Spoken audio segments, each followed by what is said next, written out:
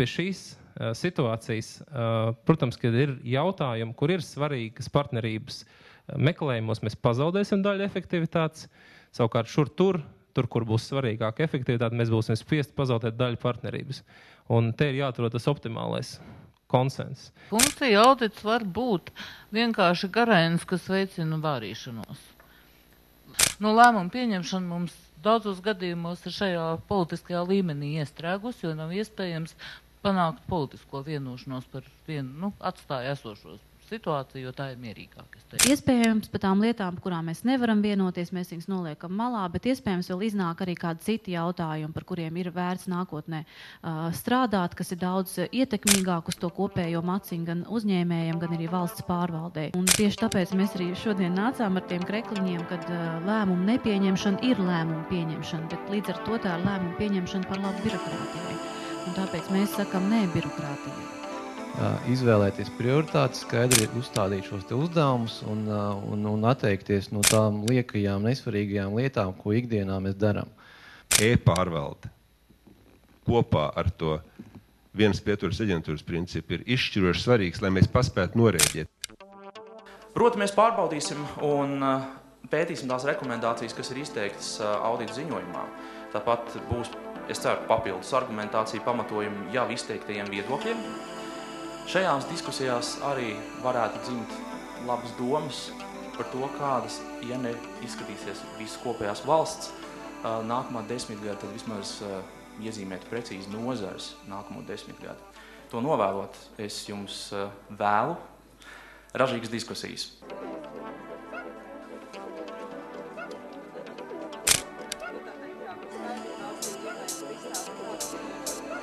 Faktiski pats sāpīgākais jautājums būvniecībā joprojām ir iepirkuma procedūras un godīga konkurence. Ka pasūtītāja kompetence ir pilnīgi nepietiekoša. Un pasūtītājs ir gluži vienkārši jāapmāc vai jāizvirz viņam noteikts prasības.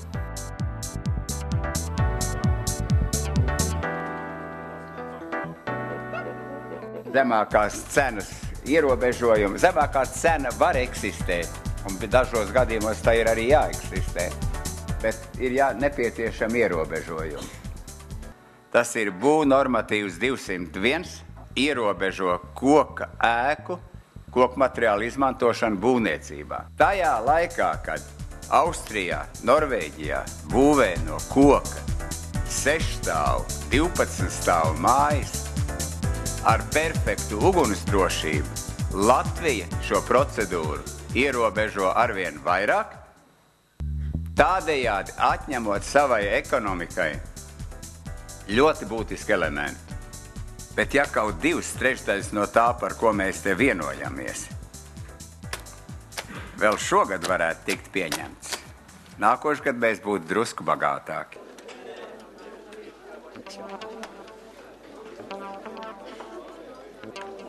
Par e-muitu un e-lietu risinājumu muitas jautājumos, radot iespēju, kad uzņēmēji var izmantot e-muitu 24 stundas diennaktī. Viedoklis, protams, kontrolē ir vajadzīga un kontrole noteiktā apjomā ir pat laba priekš nozares.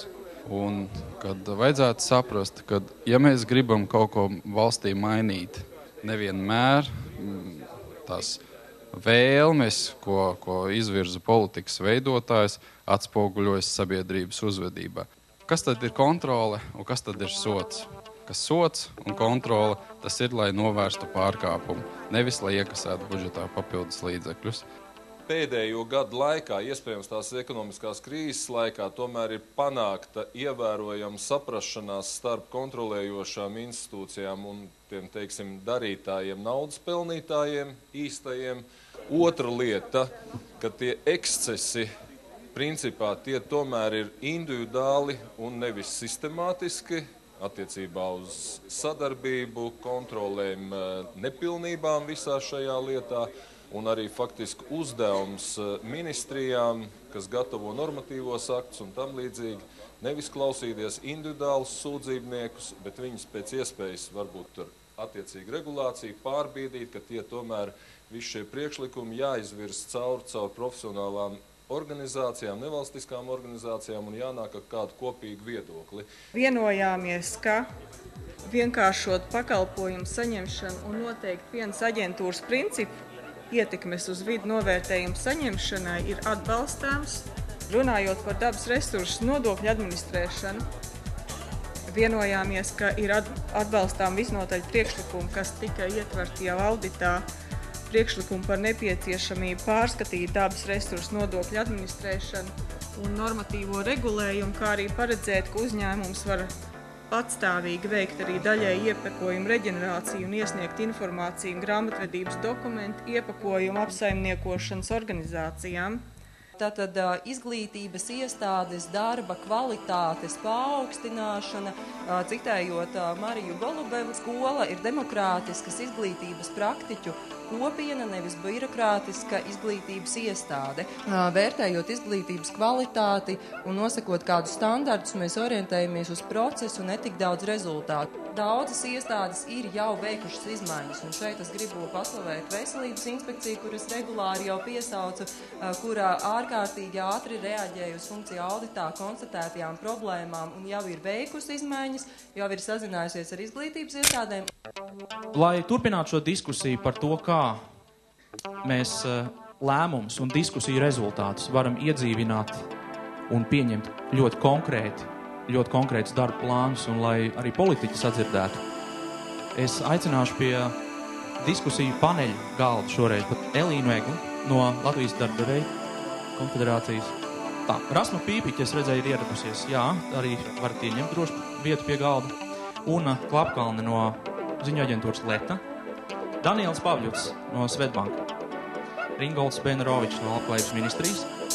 Juris Pūce no Ekonomikas ministrijas. Guntis Puķītis no Vīdes ministrijas. Inta Rozenšteina no Satiksmes ministrijas. Juris Stinka no Finanšu ministrijas. Jānis Šnora no Zemkopības ministrijas. Jānis Gaigals no Izglītības un zinātnes ministrijas. Baiba Petersona no Valsts kancelējas. Andris Jegorovs no Latvijas ķīmijas un farmācijas uzņēmuma asociācijas. Valds Birkaps no Būvniecības attīstības strateģiskās partnerības. Kalvis Vītoliņš no Latvijas loģistikas asociācijas. Un visbeidzot, Jānis Naglis no Latvijas viesnīcu restorānu asociācijas.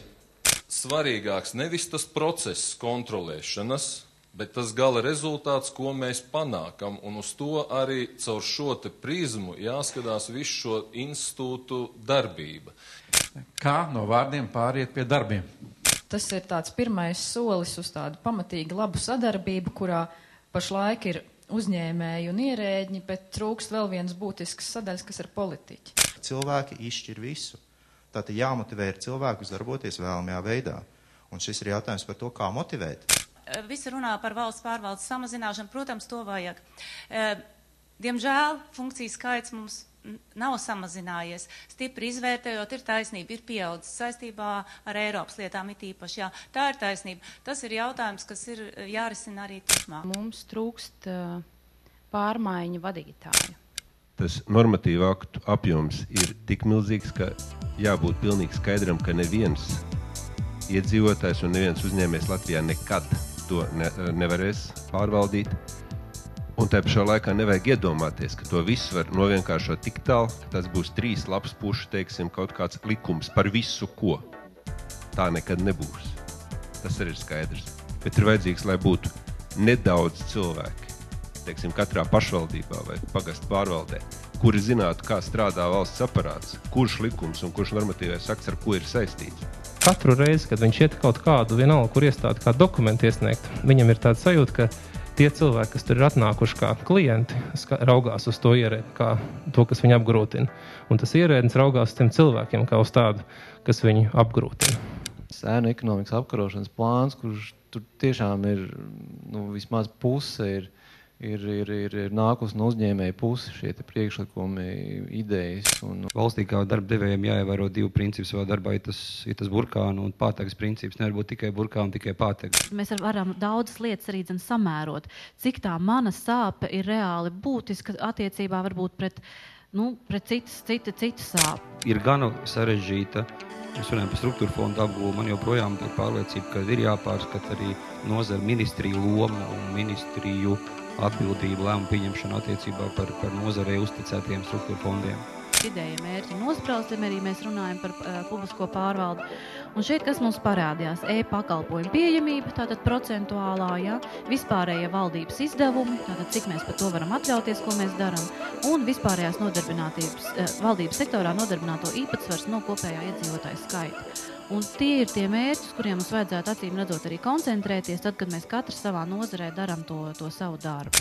Mēs te visi tādi forši, labi, sakarīgi cilvēki. Kāpēc mums tā neiet? Iespējams, vieni cilvēki var izdarīt secinājumus, kādas reformas ir nepieciešams. Tomēr ir jābūt citiem cilvēkiem, kas šīs reformas īsteno.